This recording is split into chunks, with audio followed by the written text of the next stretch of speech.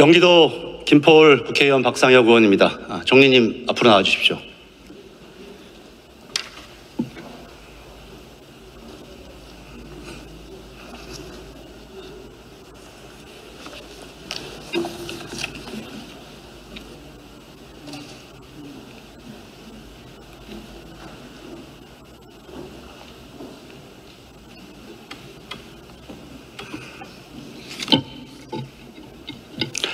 예, 총리님 대정부 질문에서만 세 번째 뵙습니다. 예. 윤석열 대통령은 한 번도 경험하지 못한 국회라면서 국회 탓을 했었습니다. 총리님 들으신 바 있습니까? 저는 직접 들은 바는 없습니다. 그런데 국민들은 지금 한 번도 경험해보지 못한 대통령, 최다, 최악의 정권을 경험하고 있다고 말씀하십니다. 민주화 이후로 최초로 대통령이 국회 개원식에 불참했습니다. 대한민국 정부 수립 이후 최초로 광복절 경축식이 파행되었습니다. 민주화 이후 최다의 거부권이 사용되고 있습니다. 인사청문 대상자 48%가 청문 보고서 채택 없이 임명 강행되었습니다. 총리님, 지난 대선에서 윤석열 후보를 찍었다는 우리 김포시 양촌읍에 사시는 80대 중반 강씨 어르신이 좀 대신 좀 여쭤보라고 하셨습니다. 저에게, 총리께. 윤석열 대통령은 국민 말은 죽어라 듣지 않고 왜 불통 밴댕이 정치를 이렇게 하느냐? 대체 왜 그러는 거냐? 이렇게 물어보라고 하셨습니다. 혹시 이런 말 들어보신 적 없습니까? 저는 들어본 적은 없습니다만 많은 분들이 대통령의 그러한 그 생각에 대해서 잘못 생각하는 분도 많다. 저는 그렇게 생각합니다. 그렇게 생각하는 사람은 잘못 생각하는 거고, 혹시 총리 주변에 있는 분들은 다 잘하고 있다 이렇게 얘기하십니까? 어려운 부분이 분명히 있다고 인정을 하죠. 그러면서도 우리가 그렇게 모든 거를 좀 경제를 포함해서 선방하고 있다는 것을 우리가 그렇게 무시할 필요는 없다. 이렇게 생각하고 있습니다. 대통령의 국정 브리핑이나 좀 전에 총리의 답변처럼 굉장히 자화자찬하셨는데요. 저 보시는 것처럼 국민들은 최악의 국정 지지율과 국민 신뢰도를 보여주고 있습니다. 윤석열 정권이 써나가고 있는 새로운 기록들로 인해서 심지어는 중도 성향의 단 18%만이 긍정평가를 하고 있다는 기록도 있습니다. 그런 여론조사도 있습니다. 그래서 말 그대로 이제 윤석열 정권은 심리적 탄핵 상태에 빠져들었다, 이렇게 평가도 있습니다. 저는 총리가 조금 전에 대답처럼 훌륭하게 잘하고 있다, 이런 것이 오히려 대통령을, 정권을 2번 죽이고 있다, 이렇게 생각합니다. 지금 윤석열 정부 임기가 반환점에 다다랐습니다. 그리고 총선이 지난 지 5개월이 지났습니다. 총선에서 국민들은 윤석열 정부에게 국정의 기조를 변화해라, 이렇게 명령을 하셨습니다. 인사가 만사라는 말처럼 국정 기조의 핵심적인 변화 요소는 인사를 어떻게 변화할 것이냐, 이런 부분입니다. 총리님, 역대 우리 헌정사에서 집권 야당이 대패하고 이번처럼 참패하고 나서 총리가 유임된 사례가 있습니까? 글쎄요, 제가 모든 그 역사적인 관찰은 하고 있지 못합니다. 오래 공직생활 하셨는데요. 사퇴하셨었잖아요. 총선 직후에. 왜 유임하셨습니까? 사의를 표명했습니다. 예, 사임하셨는데 다시 유임을 하시고 있습니다. 지금까지. 왜 그러신 겁니까? 대통령께서 당분간 일을 좀 추진해달라, 이렇게 말씀을 하셨습니다. 유임이냐 아니냐 하는 거는 별로 중요하지 않습니다. 저는 이런 식으로 대통령이 총리를 전례 없이 다시 유임하는 것, 이런 것이 윤석열 대통령과 윤석열 정권의 불통을 보여주고 있다고 생각합니다. 또한 다음에 보여드릴 것 같은 인사 편중과 카르텔식 국정 운영이 오히려 대통령을 국민으로부터 저렇게 신뢰도가 떨어뜨리게 저는 만들고 있다고 생각합니다. 작년 아마 얘기를 때 제가 질의했던 거 기억나실 겁니다. 제가 윤석열 정권의 인사를 뉴 남영동 인사다, 이렇게 얘기했습니다. 즉 뉴라이트, 남성, 영남, 서울대 동문 편중 인사를 제가 지적한 바가 있습니다. 그때 총리께서 뭐라고 답변하셨냐면 균형을 맞추려고 한다, 이렇게 답변하셨습니다. 혹시 기억나십니까?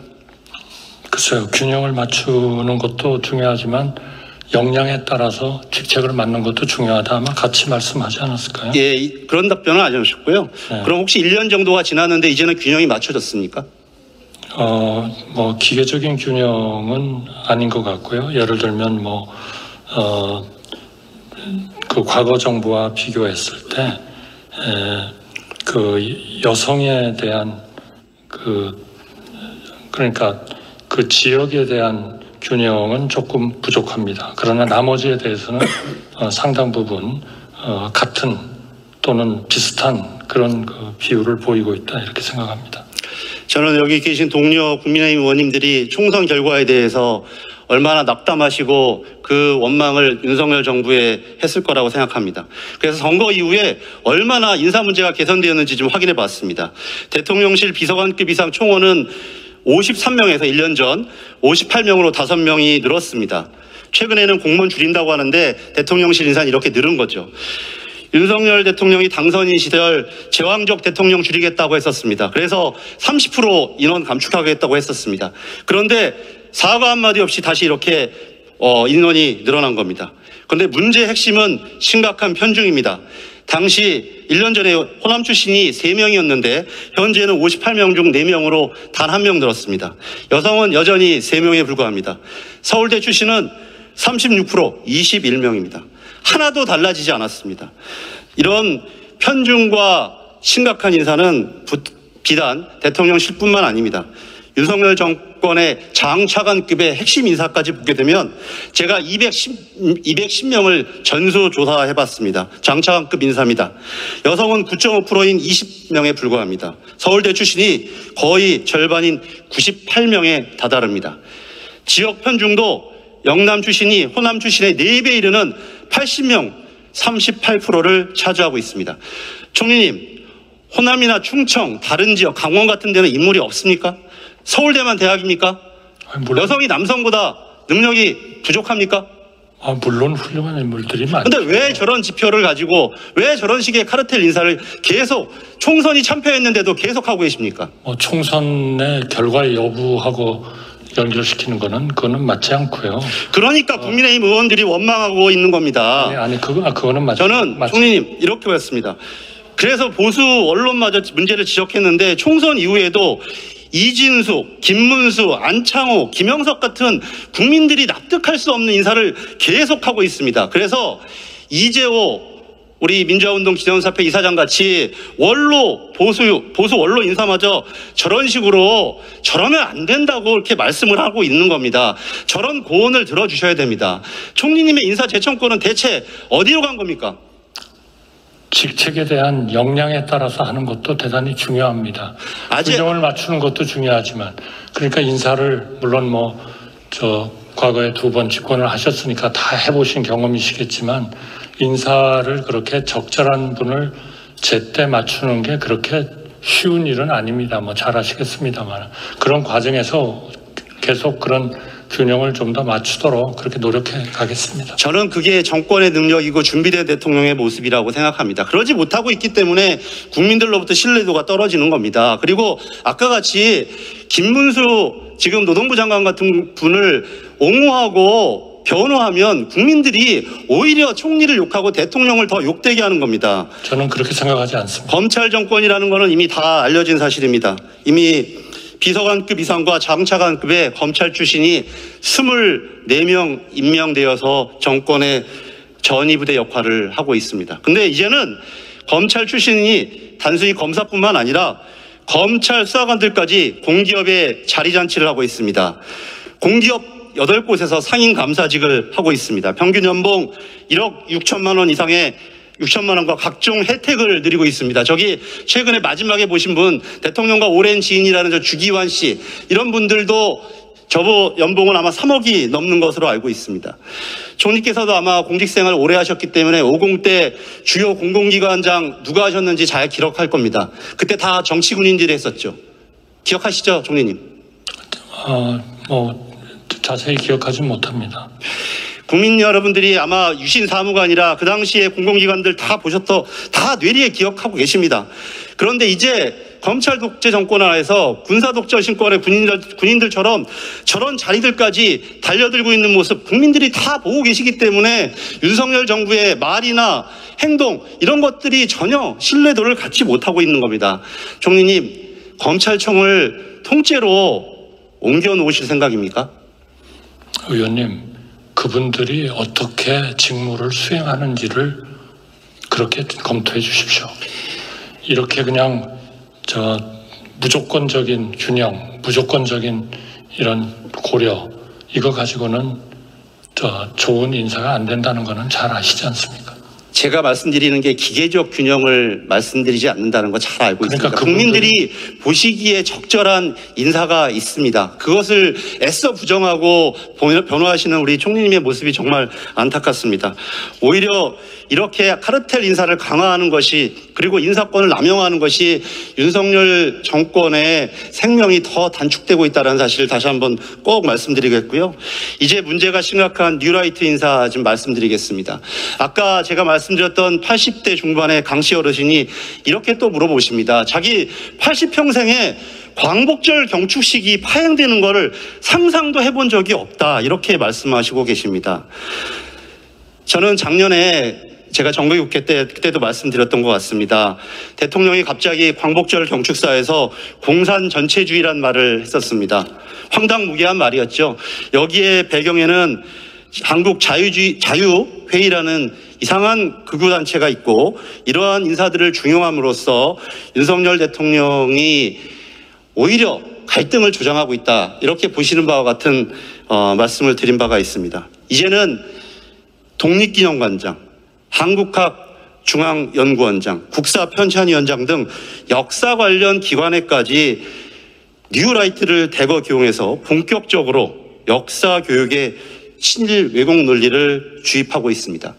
광복절을 광복절이라고 하지 못하는 그런 독립기념관장이 있다는 것, 총리께서는 어떻게 하는지 한번 두고 보자, 이렇게 얘기하시는데 과연 그게 제대로 된 인사가 맞습니까, 총리님? 아니, 한번 지켜보시죠. 그리고 지난번 그 광복절 행사, 이것은 잘 아시지 않습니까? 정부로서는 무슨 건국절을 어떻게 정할 생각이 전혀 없는데, 예를 들면 정부 수립일로 건국절을 정하려고 하는 거 아니냐라는 그런 이상한 일종의 가짜 뉴스에 그냥 현혹이 되신 분들 아니었나요, 그때? 그렇지 않다는 것을 제가 보여드리겠습니다. 정부가 아니라고 얘기를 하는데 왜 정부가 왜 그러냐면, 아까도 말씀드렸던 것처럼 윤석열 대통령이 그런 사람들을 쓰고 있기 때문입니다. 제가 한번 보여드리겠습니다. 과거 뉴라이트 지식인 100인 선언이 있었습니다. 과연 이 100인 중에 몇 명이 윤석열 정부에서 활동하고 있는지 또 한번 제가 찾아봤습니다. 15명이 공직을 맡거나 대선 캠프 등에서 활동을 했습니다. 여기 계신 김영호 장관이나 김태호 씨 같은 분뿐만 아니라 현재 방송장악의 선봉장을 하고 있는 차기환 현 방문진 이사, 정승현 현 대통령실 정무위 비서관, 김태현 현 국가교육위 상임위원, 이명희 현 한국학중앙연구원 이사, 김성열 현 국가평생교육진흥원 이사장 등이 그런 대표적인 분들입니다. 총리님, 아직도 좀 전에 말씀하신 것처럼 생각하십니까? 이런 분들이 활동하고 있기 때문에 친일 매국 인사, 다음에 넘겨보시죠. 일제강점기 국적을 일본이라고 강변하거나 위안부 징용을 자발적이라고 다음에 한번 넘겨주시죠. 이런 분들을 다음에 우리 광복회 거를 한번 보여주셨으면 좋겠습니다. 광복회 거를 보여주셨으면 좋겠습니다. 일제강점기를 우리 국적을 일본으로 강변하거나 위안부 징용을 자발적으로 이루어졌다고 강변하는 인사들이 있기 때문에 계속적으로 국민들은 친일 매국 정권이라 생각을 하는 거고요. 다음 보여주시겠습니까? 이철호 교수님 PPT. 이철호, 예. 그래서 대통령의 57년 친구인 이 이철호 교수님마저 저런 사람들을 쓰기 때문에 대통령이 역시 그런 생각을 가진 것으로 추정할 수밖에 없다, 이렇게 얘기를 하는 겁니다. 총리님, 저분도 색깔칠을 하는 그런 분입니까? 대통령을 전혀 모르는 사람입니까? 아니, 일방적으로 정부가 하지 않겠다는데 정부가 하려고 한다, 이렇게 생각하는 거는 약간의 억지죠. 그 다음에 저는 아직도 그 얘기를 믿습니다. 중요한 거는 무슨 레프트냐 라이트가 아닙니다. 국가를 위해서 국가를 위로 상승시킬 것이냐 밑으로 다운시킬 것이냐, 그게 더 중요한 거 아닌가요? 그러려면 일을 잘하는 사람을 잘하는 데 뽑아야죠. 어떻게 해서 너는 레프트니까, 너는 라이트니까 그렇게 국민을 가르고 갈라쳐가지고 도대체 우리나라가 그게 업으로 갑니까? 다운으로 가지? 말씀 잘하셨습니다. 중요한 것은 일본의 마음이 아니라 국민의 마음입니다. 국민을 갈라치게 하는 것, 공산 전체주의 세력이나 반국가 세력이 암약하고 있다는 대통령이 아니라 정말 업으로 가야 되는데, 저렇게 과거에 일본의 대한민국의 과거를 일본의 국적이라고 얘기하는 사람들을 쓰고 있기 때문에 저렇게 얘기하는 겁니다. 예, 들어가십시오.